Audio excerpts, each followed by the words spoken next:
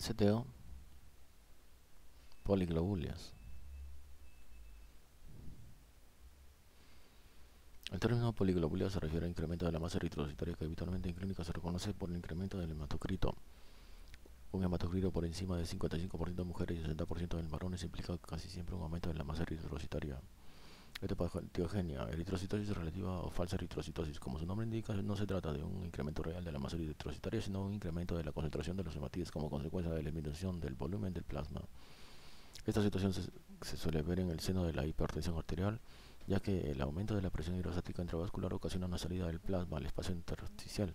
Esta situación se agrava en aquellos enfermos con hipertensión que se tratan con diuréticos. Esta enfermedad se ha denominado también poliglobulia o síndrome de Hays-Bock.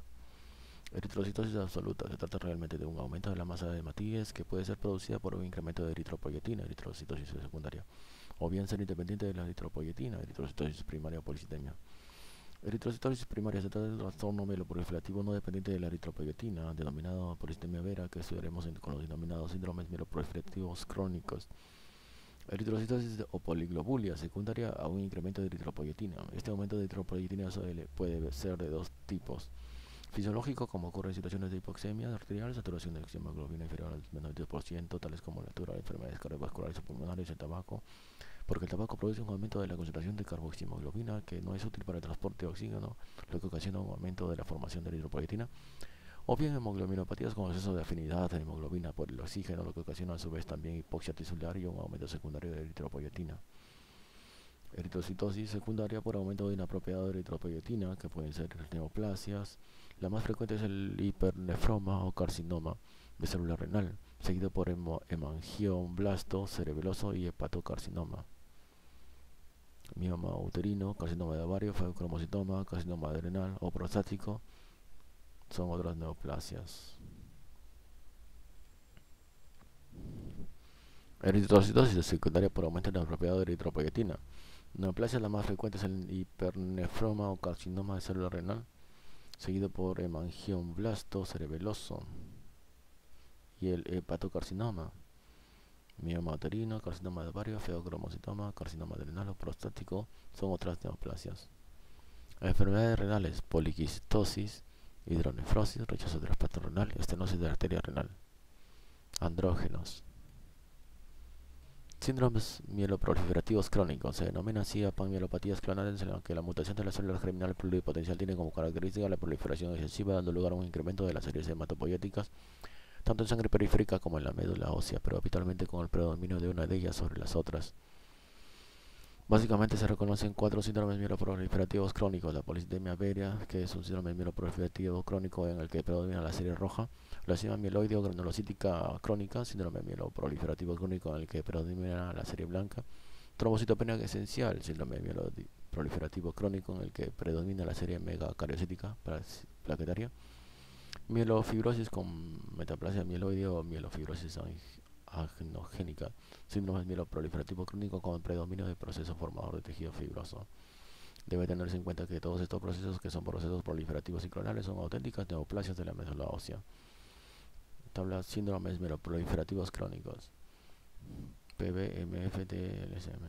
Hematíes aumentados, PB. MF disminuidos, TE normal.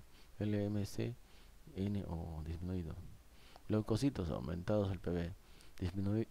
Aumentados o disminuidos MF, normales TE, aumentados LMC. Plaquetas aumentados, sí o no MF, muy aumentados TI, igual LMC. Fosfatasa alcalina aumentado 2, MF aumentado normal, TE aumentado normal, disminuido LMC. Esa es la fosfatasa alcalina leucocitaria. La fibrosis MO más menos, en MF 3 cruces, en TE más menos, en el MS más menos. Esplenomegalia, una cruz, MF 3 cruces, TE una cruz, LMS, LMC 3 cruces. Cromosoma PH, en el MS una positiva. Policitemia vera, aunque tradicionalmente se ha considerado autónoma de la secreción de eritropoyetina,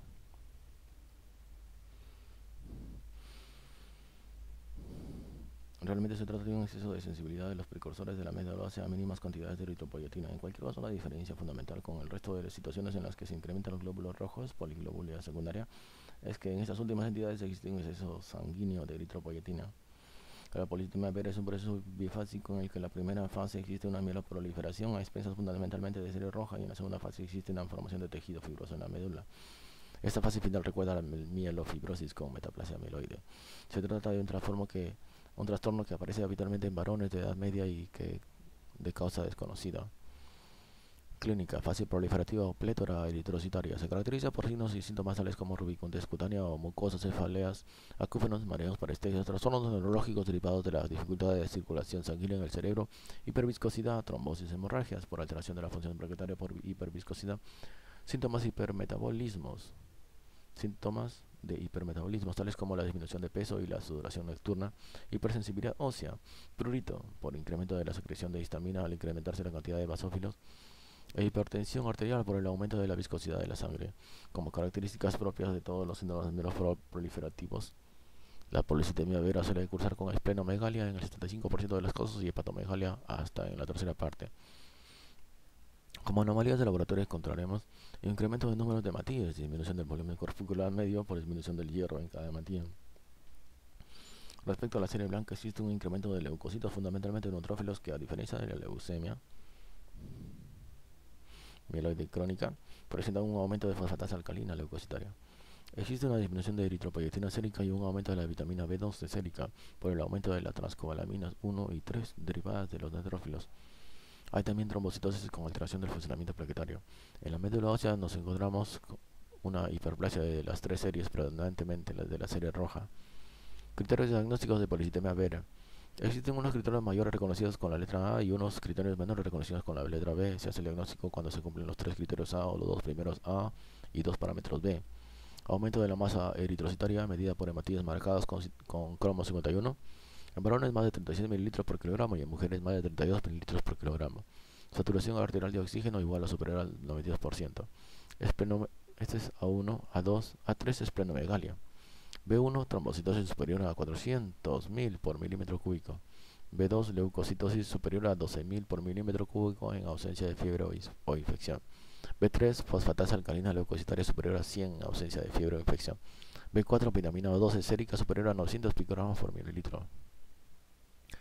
Dos fases de metamorfosis. Se produce una disminución progresiva de proliferación clonal, lo que se traduce en una disminución progresiva del hematocrito hasta incluso ocasionarse anemia y una tendencia progresiva a la fibrosis medular. A esta fase se le conoce también con el nombre de policitemia vera gastada. La transformación puede ocurrir de varios meses a varios años después del diagnóstico de policitemia vera. Excepcionalmente, existe una transformación hacia leucemia aguda. Entre 2 al 4% de los casos no tratados desarrollan leucemia aguda mieloblástica, muy excepcionalmente leucemia aguda linfoblástica.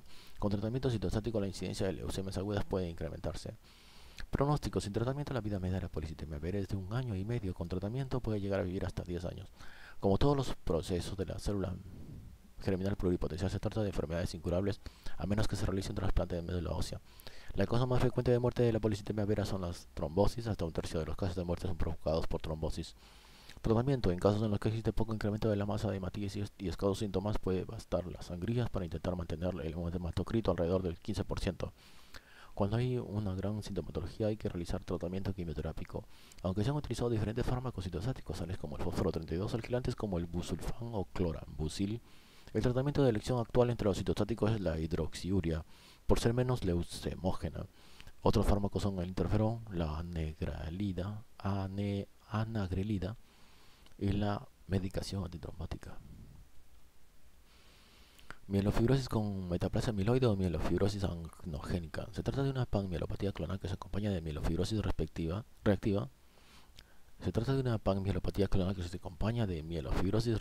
Hematopoiesis extramedular, o sea, metaplasia mieloide y mieloptisis.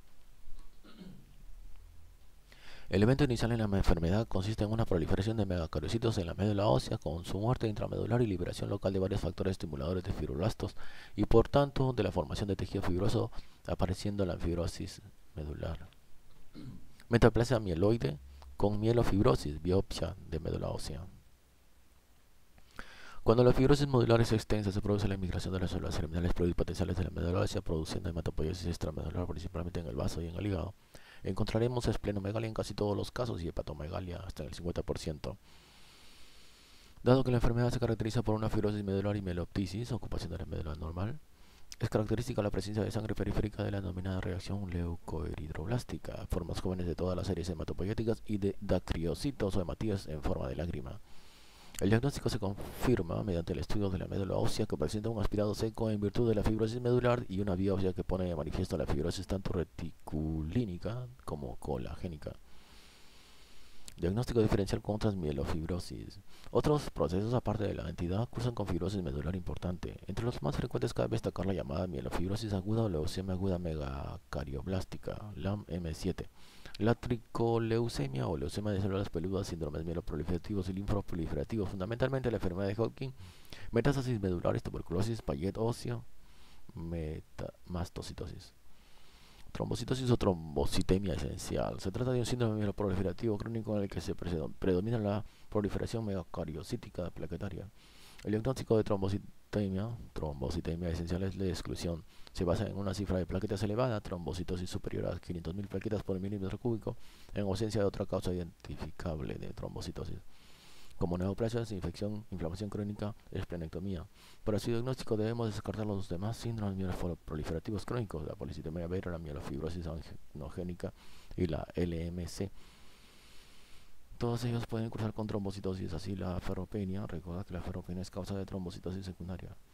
Se manifiesta fundamentalmente por fenómenos hemorrágicos y o trombóticos. La manifestación más frecuente de oclusión microvascular es un dolor como quemazón en manos y pies y dedos denominado eritromegalia. Leucemia mieloide crónica. Se trata de un síndrome mieloproliferativo crónico en el que se predomina la proliferación de la serie mieloide. Como otros síndromes mieloproliferativos, aparece en personas de edad media y sin causa aparente conocida. Patogenia. La leucemia mieloide crónica está claramente relacionada con un marcador cintogenético, el cromosoma Filadelfia, que aparece hasta en el 95% de los casos. Dicho cromosoma Filadelfia consiste en una translocación del material genético entre los cromosomas 9 y 22. Dicha translocación cromosómica da lugar a la unión del oncogen ABL del cromosoma 9 con el oncogen BCR del cromosoma 22, originando un híbrido anormal BCR-ABL que es el causante de la enfermedad. Esta región codifica una proteína tirosina sinasa que es la diana teropérica del mesilato de imatinib. Este cromosoma Filadelfia aparece no solamente en las células precursoras de la serie blanca, sino también en precursores eritroides y megacariocitos y hasta en el 20% de los casos de linfocitos, fundamentalmente de la serie B. Durante la fase acelerada o blástica que se tratará posteriormente se retiene el cromosoma Filadelfia, pero aparecen otros trastornos cromosómicos con frecuencia. Clínica. Como otros síndromes mieloproliferativos crónicos, se caracteriza por un síndrome hipermetabólico acompañado de hepatoesplenomegalia y un síndrome anémico progresivo. Diagnóstico. Sangre periférica. Nos encontramos con un incremento de los glóbulos rojos en todas sus manifestaciones, neutrófilos predominantemente, pero también eosinófilos, basófilos, algunos blastos e incluso monocitos. Respecto a la serie roja, suele existir una anemia normocítica normocrómica con un número no elevado de reticulocitos. La serie plaquetaria puede presentar desde trombopenia hasta trombocitosis. Es característica la disminución de algunas enzimas de los neutrófilos, tales como la fosfatasa alcalina leucocitaria y la mieloperoxidasa lactoferrina. Médula ósea. Característicamente es hipercelular con un incremento de la relación mieloide-eritroide. Fase de transformación de la leucemia mieloide crónica. Se trata de una progresión de la enfermedad con un aumento progresivo de la proliferación de serie blanca acompañada de diferenciación o aparición de células inmaduras en sangre periférica. Todo ello se acompaña de una anemia progresiva y un incremento llamativo de hepatoesplenomegalia al mismo tiempo que infiltración de órganos por las células leucémicas. Cuando se aumenta el porcentaje de células blásticas tanto en la médula ósea como en la sangre periférica, se denomina esta manifestación fase acelerada, que quiere decir que la leucemia mieloide crónica se está aproximando hacia la fase blástica o fase de leucemia aguda, definida cuando el porcentaje de blastos en médula ósea supera el 20%, o sea mayor o igual al 15% de sangre periférica. Durante la fase de transformación, que ocurre en el 80% de los enfermos, predomina la leucemia aguda de tipo no linfoide o mieloblástica. En un 25% de los casos, esta transformación puede ser leucemia aguda linfoblástica. Una característica morfológica llamativa de la transformación blástica o leucemia aguda que deriva de una leucemia mieloide crónica es que la leucemia aguda mieloblástica no cursa con cuerpos de Auer, y la leucemia presenta peor pronóstico que las leucemias agudas de novo. Aunque la fase blástica o transformación en leucemia aguda ocurre casi siempre en la médula ósea, excepcionalmente pueden malignizarse las células leucémicas localizadas en otros órganos, originándose tumores que reciben el nombre de sarcomas granulocíticos o cloromas. Tratamiento solamente es curativo el trasplante de médula ósea que presenta mejores resultados en los 2 primeros años de enfermedad. Si no puede realizarse el trasplante, el tratamiento de elección es el mesilato de imatinib, un inhibidor de la proteína tirosina sinasa, BCR-ABL o el interferón alfa. El resto de tratamientos son tratamientos paliativos que no evitan ni retrasan la aparición de la fase blástica y consisten en citotásticos tales como bisulfán, ciclofosfamida, preferentemente hidroxiuria, y retención esplénica, leucoaféresis, si existe gran cantidad de leucocitos, y transfusiones, si existe anemia severa. El tratamiento de la fase blástica es habitualmente insatisfactorio dado el mal pronóstico de la leucemia aguda. Esta fase blástica tiene peor pronóstico si es de tipo mieloblástico, mientras que si es de tipo linfoblástico el pronóstico no es tan malo. Factores pronósticos de la leucemia mieloide crónica. Son factores de peor pronóstico: la edad avanzada, un recuento muy elevado de células blancas en sangre periférica, anemia severa, esplenomegalia gigante, alto porcentaje de blastos en médula y sangre, trombocitosis severa y aparición de nuevas alteraciones citogenéticas. Recuerda sospechar la leucemia mieloide crónica en leucocitosis a partir de granulocitos en todos los estadios madurativos. Recordar que la leucemia MC cromosoma PAH Filadelfia T922, cuya alteración molecular es el oncogen BCR-ABL, el cual sintetiza una tirosinasa PB210, con actividad aumentada que regula el crecimiento celular. El mesilato imatinib inhibe esta proteína. Esquema general del tratamiento de los SMPC. Tratamiento general de los síndromes mieloproliferativos. Curativo, trasplante de médula ósea, quimioterapia, hidroxiuria, busulfán. Tratamiento específico, policitemia vera, sangría, CMLMC, mesilato, imatinib, interferón alfa. Trombocitosis esencial, anagrelide, disminuye la proliferación megacaricítica. Metaplasma mieloide con mielofibrosis, esplenectomía. Leucemia linfática crónica es una neoplasia monoclonal de linfocitos habitualmente B inmunológicamente defectuosos. Se le considera una forma de linfoma no hodgkiniano de baja agresividad, con participación medular y de sangre periférica, de ahí el término leucemia. Es la forma más frecuente de leucemia crónica en los países occidentales y la forma más frecuente de leucemia en ancianos. Habitualmente se manifiesta en personas de edad de 50 a 70 años y se presenta como una leucocitosis con linfocitosis absoluta y de pequeño tamaño y morfología normal. A pesar de que el enfermo presenta una gran cantidad de linfocitos B, clínicamente se caracteriza por inmunodeficiencia humoral. Una característica citológica de las células de la leucemia linfática crónica es la presencia de denominadas manchas de Gumprecht y la presencia de marcadores CD5, CD20 y CD19 positivos. Estadiaje de la leucemia linfática crónica. Hemos dicho que la leucemia linfática crónica es una forma de linfoma no hodgkiniano. Si utilizásemos la clasificación de estadiaje de los linfomas para la leucemia linfática crónica, nos encontraríamos que por participación medular de la leucemia linfática crónica, todas las leucemias linfáticas crónicas estarían en estadio 4. Esto ha hecho que se utilicen formas de estadiaje específicas para esta enfermedad, de las cuales existen fundamentalmente dos. Estadiaje de Ray. Estadio 0. Linfocitosis absoluta en sangre periférica superiores a 15.000 por milímetro cúbico. Estadio 1. Linfocitosis más adenopatías. Estadio 2. Linfocitosis más hepato y o esplenomegalia, con o sin adenopatías. Estadio 3. Linfocitosis más anemia inferior a 11 gramos por decilitro de hemoglobina en varones y 10 en mujeres. Estadio 4. Linfocitosis más trombopenia inferior a 100.000 por milímetro cúbico. Sistema de estadiaje internacional. Estadio A. Leucemia sin anemia ni trombopenia y con menos de 3 áreas linfoides afectadas. Estadio B. Leucemia sin anemia ni trombopenia, pero con 3 o más áreas linfoides afectadas. Estadio C. Leucemia con anemia y o trombopenia. En esta última clasificación, el estadio A tiene un pronóstico de vida media superior a 10 años, el B de unos 7 años y el C de unos 2 años. Clínica. Inicialmente los enfermos con leucemia linfática crónica están asintomáticos y pueden hacerse el diagnóstico por un hallazgo casual de linfocitosis en sangre periférica. En esta fase asintomática es preferible la observación de los enfermos sin realizar tratamiento de la leucemia linfática crónica. Conforme progresa la enfermedad se producen síntomas de anemia, hepatosplenomegalia e infiltración de órganos, fundamentalmente adenopatías. En etapas terminales los enfermos desarrollan trombopenia, estadio C del sistema de estadiaje internacional o 4 de Ray, e infecciones de repetición como consecuencia de la inmunodeficiencia humoral.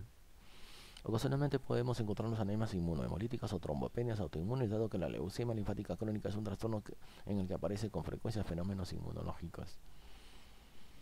Manifestación de la inmunodeficiencia humoral es la hipogamaglobulinemia progresiva que presentan los enfermos. Casi nunca aparecerá una gamapatía monoclonal en la sangre, ya que la célula de la que deriva la leucemia linfática crónica es una célula todavía bastante inmadura para secretar la inmunoglobulina al plasma. Como alteraciones citogenéticas podemos encontrarnos la trisomía del cromosoma 12, aunque este hallazgo es inconstante. A diferencia de la leucemia mieloide crónica, donde la fase de transformación es la regla, la transformación de la leucemia linfática crónica es poco habitual. La mayoría de los enfermos fallecen por el propio tumor y la situación de inmunodeficiencia humoral. En algunos casos, sin embargo, existe transformación de la leucemia linfática crónica en otra entidad, habitualmente el linfoma de célula grande, el linfoma de alta agresividad, generalmente inmunoblástico, situación que recibe el nombre de síndrome de Richter. Otras transformaciones son la denominada leucemia prolinfocítica, la más frecuente, leucemia aguda linfoblástica y mieloma múltiple, estas dos últimas muy infrecuentes.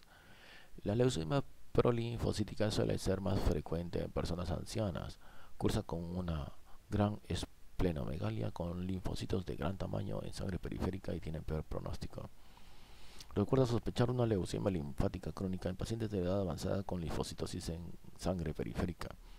Las leucemias crónicas siempre cursan con leucocitosis LLC, LMC, LMMC, a diferencia de las leucemias agudas que en ocasiones pueden no tenerla. Tratamiento en fase asintomática es preferible la observación de los enfermos sin realizar tratamientos. Cuando el enfermo comienza a desarrollar síntomas, el tratamiento tradicional ha sido la administración de citostáticos, generalmente clorambucil, y con menos frecuencia ciclofosfamida asociada a corticoides si desarrollan procesos inmunológicos tales como anemia o trombopenia autoinmune. La poliquimioterapia ha sido también una opción.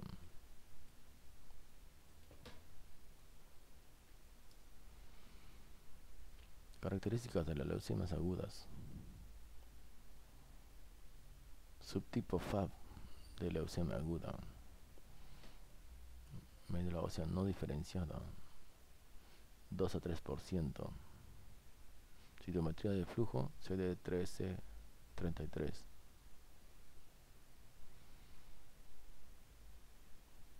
M1, ese es M0, es M1 sin maduración, 20%. Peroxidasa positivo.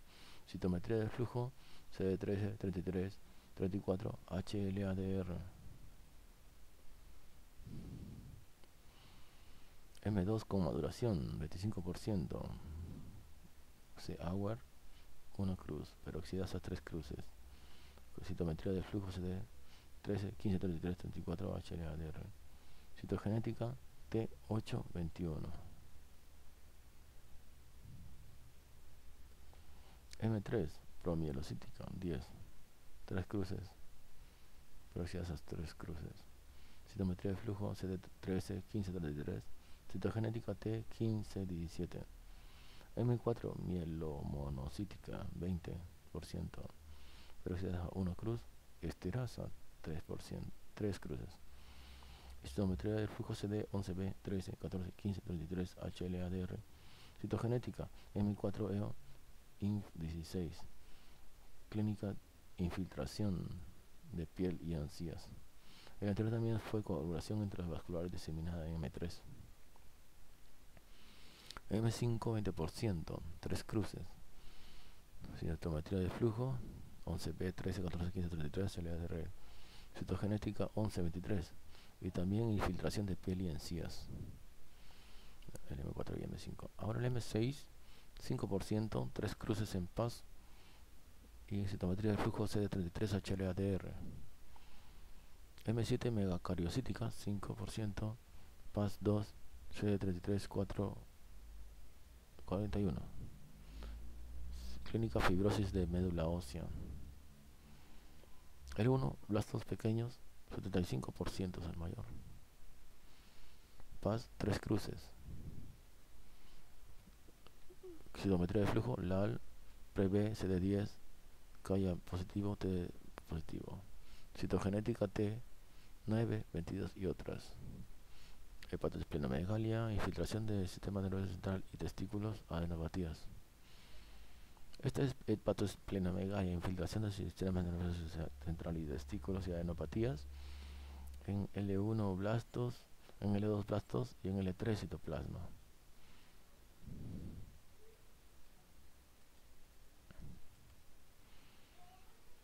Como modernos tratamientos encontramos los fármacos que reciben el nombre de fludarabina y 2-clorodesoxiadenosina, cladribina, que pueden producir remisiones completas incluso en casos resistentes a quimioterapia.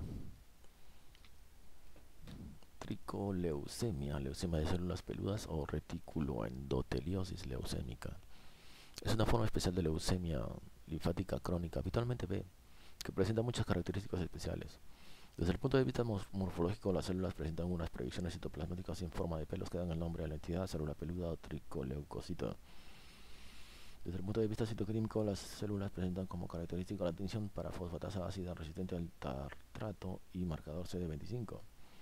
Desde el punto de vista clínico, se trata de personas de edad media que cursan con pancitopenia, a diferencia de la mayoría de las leucemias que cursan con un incremento de células sanguíneas y esplenomegalia progresiva hasta hacerse masiva. El aspirado medular es seco como consecuencia de la intensa fibrosis medular acompañante al tumor. Por este motivo es imprescindible la realización de la biopsia. Muy importante, es típica la esplenomegalia masiva. No suele existir adenopatías. Se asocia a PAN y a neumonía por legionela. El tratamiento de elección es cladribina. Marcadores en los síndromes linfo y mieloproliferativos. CD10 pre-B y linfoma folicular. CD11B, LAM, M4 y M5. CD11C, tricoleucemia. CD15, LAM, M2 y M3 y enfermedad de Hodgkin. CD25, tricoleucemia, leucemia T del adulto. CD30, Ki1, enfermedad de Hodgkin, linfoma anaplásico. CD34, marcador de célula madre. LAM, M1, M2. Ahora, leucemias agudas. Leucemias agudas, definición clínica, son enfermedades malignas clonales de la médula ósea caracterizadas por el predominio de blastos que sustituyen progresivamente el tejido hematopoyético normal, ocasionando un descenso progresivo de las células normales de las tres series hematopoyéticas. Esto conlleva síndrome anémico, neutropenia progresiva con infecciones de repetición y trombopenia progresiva con hemorragias. Esta panmiopatía se caracteriza por mutación de la célula germinal pluripotencial que se expresa con incapacidad de las células precursoras para madurar con la consiguiente persistencia de estadios en forma de blastos. Otro conjunto de características clínicas derivan de la infiltración provocada por las células leucémicas en diferentes tejidos. Así podemos encontrar hepatosplenomegalia, adenopatías, dolor óseo, infiltración del sistema nervioso central, fundamentalmente en las leucemias agudas linfoblásticas y las variantes M4 y M5. Masa mediastínica por crecimiento del timo, sobre todo en la leucemia aguda linfoblástica T. Infiltración de piel y encías, básicamente en las variantes M4 y M5. E infiltración testicular en las leucemias agudas linfoblásticas. Datos de laboratorio. Hay que tener en cuenta que inicialmente hasta el 10% de las leucemias puede presentar hemograma normal. A veces no se objetivan blastos en sangre periférica, leucemia leucémica. Lo vital es que encontremos un número progresivamente mayor de blastos en sangre periférica y médula ósea. El diagnóstico se basa en la punción lumbar, objetivando la infiltración por blastos superior al 20% de la celularidad medular. Clasificación de las leucemias agudas. Desde el punto de vista morfológico existe una subdivisión entre las leucemias agudas mieloblásticas o no linfoides y leucemias agudas linfoblásticas. Clasificación de la FAG, leucemias agudas mieloblásticas. M0, leucemia aguda mieloblástica con mínima diferenciación. M1, leucemia aguda mieloblástica sin maduración. M2, leucemia aguda mieloblástica con maduración mieloblástica. M3, leucemia aguda promielocítica. M4, leucemia aguda mielomonocítica. M5, leucemia aguda monocítica. M6, eritroleucemia. M7, leucemia aguda megacarioblástica. Dentro de las leucemias agudas no linfoides o mieloblásticas existe una característica citológica que son los cuerpos o bastones de Auer, que son especialmente frecuentes en las variantes M2 y M3.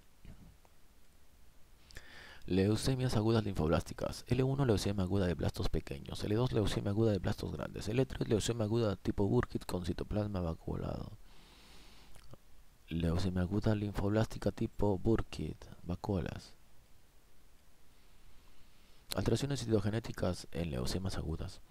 Hasta el 80% de los casos se puede objetivar alteraciones cromosómicas en leucemias agudas y lo más frecuente son las translocaciones que provocan activación de proto-oncogenes. Como características T8, 21, propia de la leucemia aguda mieloblástica M2. T11-14 es propia de la leucemia aguda linfoblástica T. T8-14 es propia de la leucemia tipo Burkitt y la T15-17 es propia de la leucemia aguda promielocítica. Leucemia aguda, infiltración gingival. Tratamiento. El tratamiento de las leucemias agudas tiene como finalidad la remisión completa de la enfermedad. Se considera remisión completa la desaparición de signos y síntomas de enfermedad, normalización de las 3 series de la sangre periférica y presencia de un porcentaje de blastos en la médula ósea normal. Las variantes M0, M5, M6 y M7 presentan peor pronóstico, a pesar de que la variante promielocítica tiene un problema de la coagulación intravascular diseminada. Cuando el enfermo entra en remisión completa, esta variante parece tener mejor supervivencia que otros subgrupos de leucemias agudas mieloblásticas. En cualquier caso, hay que tener en cuenta que el pronóstico de la leucemia aguda mieloblástica es siempre peor que el de la leucemia aguda linfoblástica. La edad superior a 60 años, alteraciones citogenéticas distintas a la T8, 21, T15, 17 e INF16 y las formas de leucemia secundaria tienen más pronóstico. Criterios pronósticos de la leucemia aguda linfoblástica. Factor favorable, desfavorable. Factor edad. Favorable es positivo que sean niños de 1 a 9 años y adultos de 16 a 35 años, pero desfavorable cuando son de menos de 1 año o más de 10 años y adultos de más de 35 años. El sexo es peor que sea masculino. La presencia de adenopatías, masas o visceromegalias en mujeres es desfavorable. Infiltración del sistema nervioso central sí hay en mujeres. Leucocitos en hombres es bueno que tengan 10.000 a 50.000 por milímetro cúbico y desfavorable de más de 50.000 por milímetro cúbico. Inmunofenotipo prevé común, existencia de CD10, que haya más. L3 tipo Burkitt, ausencia de C10, que haya menos. Citogenética favorable, hiperploidía, más de 50. Desfavorable, hipodiploidía, T9, 22, cromosoma Filadelfia, T4, 11. Blastos en médula ósea o las blastos en M0 a las 2 semanas de tratamiento. Menos de 5%, más de 25%. Remisión completa en 4 o 5 semanas, sí, no. Tratamiento de la leucemia aguda linfoblástica. Tratamiento de la leucemia aguda linfoblástica se inicia con lo que se denomina quimioterapia de inducción a la remisión. Quimioterapia de inducción a la remisión consiste en la asociación de vincristina, prednisona, L-asparaginasa y daunoblastina. Para conseguir la remisión completa es imprescindible la realización de neuroprofilaxis junto con cada ciclo de quimioterapia, ya que sin ella se produce recidiva meningia hasta en el 50% de los casos, al persistir las células leucémicas dentro del sistema nervioso por la dificultad de la quimioterapia para atravesar la barrera hematoencefálica. Realizando neuroprofilaxis, el porcentaje actual de recidivas meningias es de alrededor del 5%. La neuroprofilaxis se realiza con quimioterapia intratecal con metotrexate, ARA-C y esteroides y a veces radioterapia. Tratamiento de mantenimiento consiste en la asociación de 6-mercaptopurina y metotrexate para mantener la remisión completa junto con vincristina y prednisona durante unos 2 años. Regla mnemotécnica, reglas de las M. Mantenimiento, mercaptopurina, metotrexate. En los casos de mal pronóstico en los que se puede realizar, es conveniente el trasplante de médula ósea. Son criterios de mal pronóstico en la leucemia aguda linfoblástica. Tratamiento de la leucemia aguda mieloblástica. Tratamiento de inducción. Se basa en la asociación de rabinócido de pseudocina con daunoblastina. En los casos de mal pronóstico en los que se puede realizar, se aconseja trasplante de médula ósea. El pronóstico es siempre peor que en las leucemias agudas linfoblásticas, sobre todo en aquellas formas de leucemia que surgen a partir de otros procesos metabólicos previos, tales como los síndromes mielodisplásicos. Un moderno tratamiento de la variante promielocítica M3 es un derivado del ácido transretinoico derivado tretinoína o ácido todotransretinoico ATRA, que induce remisiones completas, aunque precisa asociarse a quimioterapia. Recuerda, leucemia aguda promielocítica, mejor pronóstico, tratamiento con ácido todotransretinoico ATRA, asociado a quimioterapia. Otras locaciones que debes memorizar son las T14-18 del linfoma folicular, donde se ve implicado el ongogel BSL2, y la T8-14 del linfoma de Burkitt.